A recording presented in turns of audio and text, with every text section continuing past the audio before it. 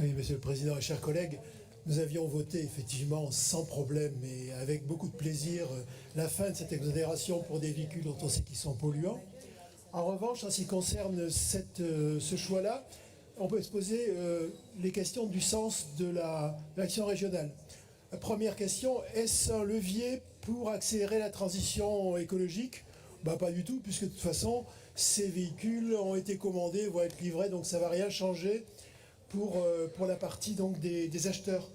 Deuxième question, est-ce que ça répare une injustice sociale ? Lorsqu'on voit qu'à l'heure actuelle, les véhicules de moins de 40 000 euros, de toute façon, ils sont au-dessus de 30 000 euros. Il n'y a quasiment pas de véhicules hybrides qui sont inférieurs à 30 000 euros. Quand on regarde de près les marges actuelles des concessionnaires, si on prend la marge, donc la marge avant ou la marge frontale, ce qu'on appelle, ou bien la marge arrière, ils font 10%. Ce qui veut dire que en gros, sur des véhicules qui sont un peu moins de 40 000 euros, 35 000 euros, ils gagnent 3 500 euros.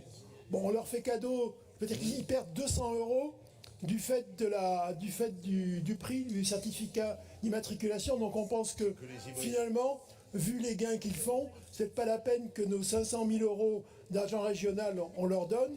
On a plein d'autres cas où on aurait des entreprises à aider et on n'aurait pas peut-être besoin d'aider les concessionnaires. C'est la raison pour laquelle, d'ailleurs, nous allons nous abstenir. Et tant qu'à faire, dans la minute 30 où je suis, je peux même ajouter que nous abstiendrons sur l'amendement de LR qui, pour nous, n'a absolument aucun intérêt. C'est un amendement de posture, Merci. bien sûr. Y a-t-il d'autres interventions ?